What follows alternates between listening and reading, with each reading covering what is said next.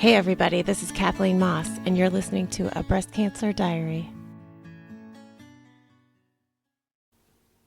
Today's another solo episode where I'm reflecting on my last guest conversation with Christina Miner. We talked about capsular contracture in the last episode, and I just want to reflect a little bit more on the meaning of this, the implications of this, the frequency of this, and a little bit about some of the risk factors. I realize that this is a very controversial and touchy issue, and by talking about these things, I want to remind listeners that I'm not taking a side. I don't have an opinion on whether breast implants are good or bad.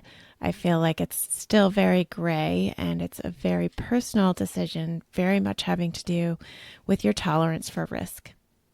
I feel like I made an intentional choice to invite my first guest on, Michaela Raes, to talk about her positive experience with implants, because I do feel like I am skewed in that most of my friends in the breast cancer community are flatties, and a lot of those friends have explanted because they have become sick as a result of their breast implants.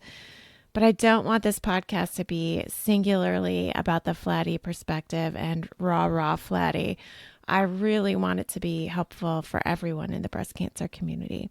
And I'm doing this episode in particular, not just for the brand new patient that has to decide about whether or not to get implants. I'm doing this episode to talk about ongoing risks for my friends out there who already have implants. You need to be vigilant. You need to watch those implants over the years, and certainly you need to get them replaced when they're wearing down and breaking down in your body. It's still the case that most of the people who get breast implants are not breast cancer survivors. About 2/3 to 3/4 of the folks who get breast implants are just getting augmentation. They are not cancer survivors. And so these things that I'm talking about today, whether it be capsular contracture or breast implant illness or further cancers, are true of everyone in that community, not just the breast cancer survivors getting implants. So I'm going to read the definition from the National Center for Health Research about what capsular contracture is. Their definition says it's one of the most common complications of breast implants. In fact, it's over 50% of the population of those who get breast implants that have some amount of capsular contracture. Capsular contracture is when the scar tissue capsule that forms around the implant hardens. So it's natural for an implant to have scar tissue around it, but it's not natural or intended for that scar tissue to harden. And in some cases, the hardening of that tissue can be quite painful, and it can distort the shape of the breast, and it can make mammography more painful and less accurate. Removing the implant and the capsule without replacing the implant is the only recommended way to guarantee that this problem is corrected, according to the National Center for Health Research, which is a national nonprofit think tank and lobbying group that tries to help the FDA be more responsible in its use of or approval of medical devices in general. It's kind of the main aim of that organization. Now, with capsular contracture, you don't always have a problem for the patient. If it's just slight hardening, it may not be something the patient ever notices or is bothered by. But when I go to breast cancer walks and I table for Stand Tall AFC to talk to folks about flat closure, a lot of times I will have women walk up to me and talk to me about how unhappy she is with her implants. And the most common complaint is that they're rock hard. And why didn't they tell me these things were going to be rock hard? I don't like hugging people anymore. I don't like holding my children because I've got these rocks in between me and my children. What they're describing, I now know, is capsular contracture. But because we don't go back to our plastic surgeons and have ongoing conversations with them about how our breasts are feeling and how we're experiencing our breasts, we don't get told that. And so, you can go on and even be in a breast cancer support group and have 3 or 4 of the other women in that group say, oh yeah, mine are really hard too. I guess that's just the way it goes.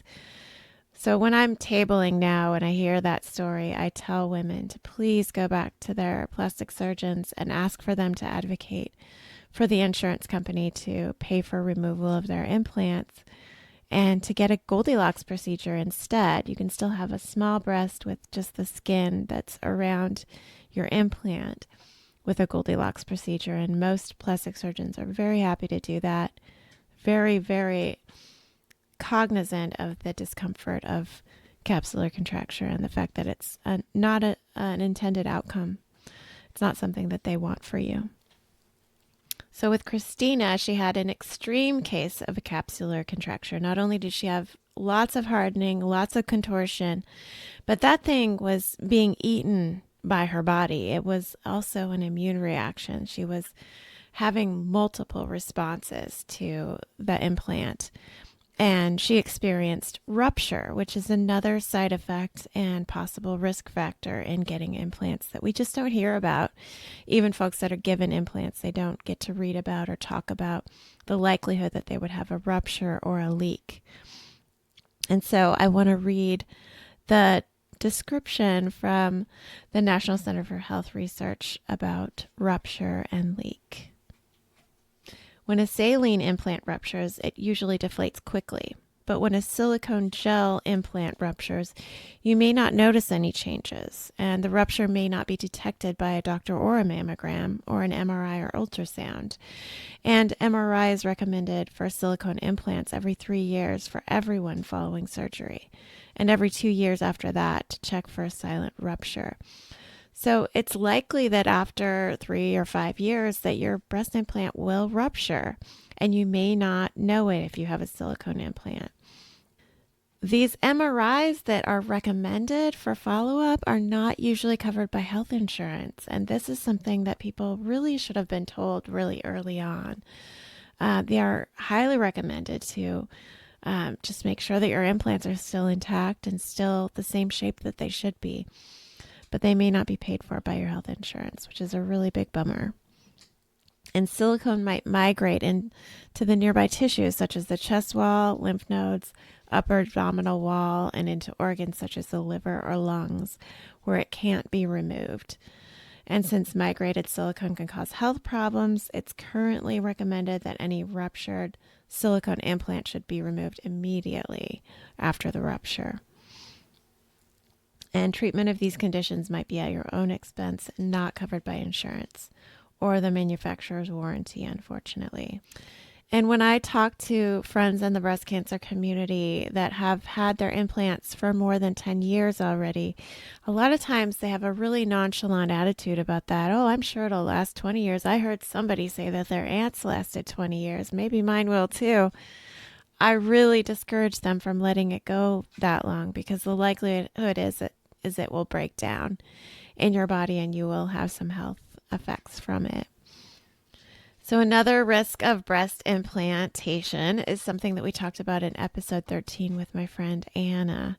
She had something called breast implant illness. And this is something that's really hard to quantify or even explain in an objective way since the medical community has still not come together around a definition of it.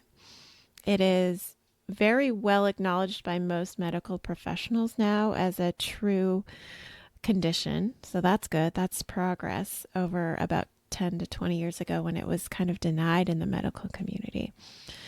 And the FDA has started to study it, which is great. They started tracking in 2008 the number of complaints that they had about breast implants and the number of complaints that they had specifically with the types of symptoms that come with breast implant illness. And they found about a little over 10,000 reports between the years of 2008 and presently 2024 that qualify with the relevant symptoms, which are fatigue and pain, usually mostly joint pain, skin conditions, migraines, memory loss, and brain fog. Several studies of women with breast implants have shown that they're significantly more likely to be diagnosed with one or more of the following diseases compared to other women. All of these diseases are autoimmune diseases. So they are chronic fatigue syndrome, multiple sclerosis, Sjogren's syndrome, which my guest in episode 15 had as a result of a drug, coincidentally, and systemic sclerosis or scleroderma.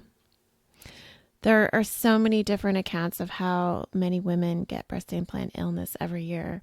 And unfortunately, there's not a lot of studies on it. So there's not a lot of objective data. I can't really tell you how many women are actually struggling with this. Mostly because, like my friend Anna, who was in episode 13, they don't know that they're struggling with something related to breast implants. So they can't go to the FDA and complain about their implants. So many women have lingering symptoms for decades without running into anyone that knows that this set of symptoms actually is a result of your breast implant.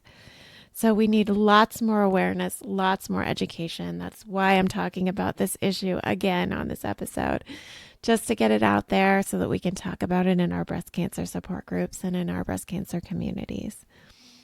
But the legitimacy of this condition is proven by the fact that removal of the implants resolves the symptoms in so many cases.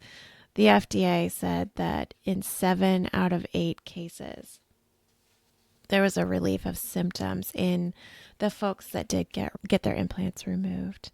So this shows that it is a legitimate medical issue that does need to be formally acknowledged by the medical community and defined well and taught about when we're giving out breast implants, right? There's another really scary side effect of breast implants that I will not focus on in this episode because I do want to have a guest on to talk about it who has more experience than I do. But there is a type of cancer that is believed to be associated with breast implants. And originally it was thought to be associated with the textured types of implants only, but it is still kind of being sorted out whether or not it's just that type of implant. And it is called breast implant associated anaplastic large cell lymphoma. And to a smaller degree, there's another type of cancer that is thought to be associated with breast implants called squamous cell carcinoma. And I hope to have Raylene Hollera on as a guest to talk about this. She is the loudest advocate out there. She was, I think, the 30th person in the U.S. to be diagnosed with the breast implant associated anaplastic large cell lymphoma diagnosis after implantation. She has a website called Just Call Me Ray, and it's Ray spelled RAY.org. And that's where she tells her story of having been diagnosed with a second cancer because of her implants. Like I said, I'll hope to have her on to talk about that sometime. And I won't go into all of the details about this cancer risk, but it is thought to be a risk of 1 in 4,000 patients. So very, very low risk, but still being ironed out which types of implants are possibly going to cause this type of cancer. And at this point, I just want to say again that it is my belief that most of the women who get breast implants are very happy with them. They don't call their breasts rock hard. They are very pleased with the outcome, and they don't get any sort of disease or autoimmune disorder as a result of their breast implant. But because these risks and possible side effects do add up to a lot of concern and worry, I think for those of us who are part of our community who have implants or who are going to pursue them, we just want to make sure you have the whole picture, that you know how to watch and monitor and what to look for. When I went to get my tattoo on my chest after mastectomy, and a delightful woman who did my tattoo art told me the story of how she had almost no breasts, kind of like I do now. And she is really, really happy with her new breasts, and she wears clothing that accentuates them and really celebrates them and in her relationship with her husband. And she couldn't be more thrilled with them. So I think for people like her and me who have had both of the experiences of almost no breasts and large breasts, it's easy to know kind of where you stand and what you feel as a result of that body type. But you never really know what you're missing if you haven't experienced it. And that's part of the difficulty of making the decision to get breast implants, I think, especially after breast cancer. You don't know what being flat is going to be like ahead of time until you experience it and look in the mirror afterward. So I understand why it's a really hard decision, and it's hard to be rushed into that decision as well. I think for patients like Christina, last week's guest, it's really easy to know what's right. If your breast is, your implant is exploding outside of your body and it's telling you that it wants out right away, it's easy to get that explant and to go on to be flat. But I think for people like Anna, who had to live for a dozen years with these mysterious symptoms that she had no idea were connected to her breast implant, then it's a little bit more of a sad story to look back on and to tell. So if you'd like to read more about all of these phenomena, the rupturing, the possible cancers, the breast implant illness, and capsular contracture, the website I would send you to is the one for the National Center for Health Research. Their website is www.centerforresearch.org. And it's right on the front of their page, the information about breast implants and risks. And you can go and look for their black box warning document and their checklist document. And I would recommend printing it out so you have it handy. I had a good friend just diagnosed with breast cancer a couple of months ago, and I was able to be strong and objective in holding this in my hand while talking to her, knowing that I'm not using my bias as a guide, but just listing out the facts for her. Because unfortunately, I know that her surgeon probably doesn't have time to do that. So I would highly recommend going and printing out the checklist for friends of yours who are going through the decision-making process, or friends of yours who are suspecting that they might have a problem with their current implant. Unfortunately, the FDA is pretty slow to correct industry sloppiness, and we don't know exactly which kind of implants cause which kind of problems. The industry has not been pushed to do enough good research on the effects of their products, unfortunately. And so we also need to really push our Congress people to push for the FDA to regulate this stuff better so that we can feel more confident recommending that our friends do get implants when they feel the need to, without being nervous about them. And so I think that's a really important thing for those of us who are comfortable talking to Congress people or writing to them or sending them an email. I think that would be a good use of our time around this issue as well. The bottom line is I think some of us just have bodies that respond more strongly to foreign objects. So it's good to know these things and have conversations, know where to point people for the resources. Be sure to let me know what you think of this. I have a new Substack newsletter that's really interactive, and I have a number of threads for discussion on it. So I'm excited to see your ideas and input on this.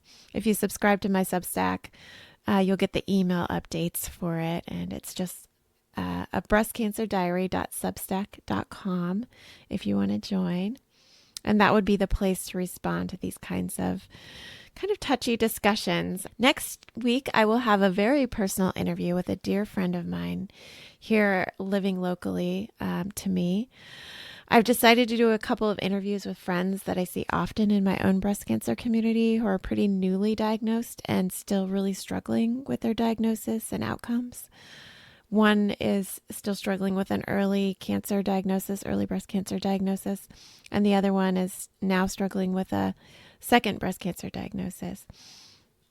And I feel like I've kind of erred on the side of telling stories of victory and encouragement and coming out of the struggle with a great perspective. But my next couple of interviews are going to be a little bit more personal and raw and kind of from the midst of the struggle, I guess, and things not being resolved yet. So I'm happy that I can tell their stories too, because these are really important stories and maybe even more meaningful for those who are really struggling and coming out of the midst of change and body resolution. And hopefully you'll relate to them. If not, feel free not to listen to them if they're a little bit too triggering for you. They won't be for everyone. But I look forward to having these very special guests that are friends of mine from my local community. And I'll talk to you then.